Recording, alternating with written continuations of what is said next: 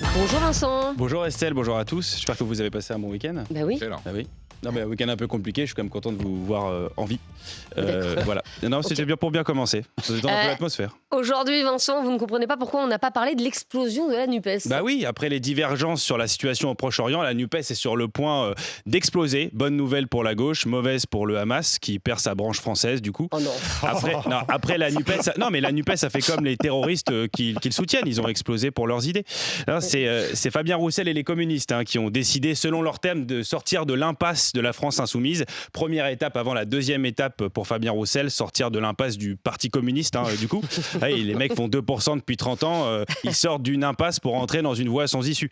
Bon, après, je suis quand même un petit peu inquiet parce que comme tous les divorces, il y a des dommages collatéraux. Mais c'est-à-dire Et qui va garder les gosses? C'est la vraie question en réalité. Nos petits écolos là, tout mignons, qu'est-ce qu'ils vont devenir? Mais c'est vrai, en plus c'était une famille moderne la NUPES. Ils avaient deux pères, Jean-Luc Mélenchon et Fabien Roussel, parent 1 et parent 2. Ah oui, c'est vrai. Vous Vincent, vous êtes d'accord avec le gouvernement qui veut expulser les fichiers S étrangers? Mais je me demande surtout pourquoi ils l'ont pas fait avant. Peut-être parce que les fichiers S arrangent le gouvernement.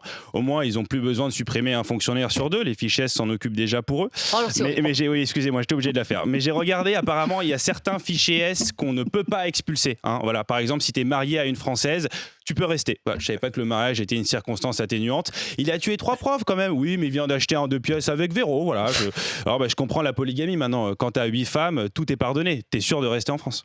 Bon, dans Estelle Midi, autre débat, on s'est aussi demandé s'il fallait simplifier l'orthographe. Faut-il simplifier l'orthographe? Voilà, nous on s'inquiète pour la situation au Proche-Orient, pour le réchauffement climatique, pour le terrorisme. Et t'as les académiciens qui sont là. Est-ce qu'il faut garder les accents circonflexes sur le U? L'avenir du CCD, on en dit quoi? Mais peut-être qu'il faut faire évoluer l'orthographe avec son époque. Et Estelle, il n'y a pas besoin de nouvelles règles. Quand tu vois comment les gens écrivent aujourd'hui, ils l'ont déjà simplifié eux-mêmes l'orthographe. Il y a moins de lettres et plus de fautes, excusez-moi. Ouais, donc pour vous, on doit écrire aujourd'hui comme au XVIIIe siècle. Mais non, mais je m'attendais à une réforme plus réaliste qui correspond à la France d'aujourd'hui. Est-ce qu'on met un H à la fin de Wallah, par exemple? Non, mais c'est vrai. Est-ce qu'on écrit open space en un mot? C'est une vraie question. Est-ce qu'on enlève le S de la NUPES parce que maintenant ils sont tout seuls?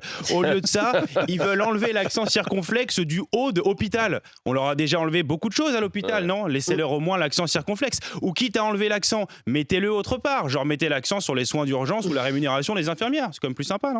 Vous êtes en train de nous dire que l'orthographe est parfaite. Moi, en fait, j'ai pas besoin de l'Académie française. J'ai un correcteur automatique qui s'appelle mon père. Il a des très bonnes idées avec aucune vanne dedans. Mais au moins, dans les vannes qu'il me donne, il n'y a pas de faute d'orthographe. Et je l'embrasse très fort. Merci beaucoup Vincent Serroussi.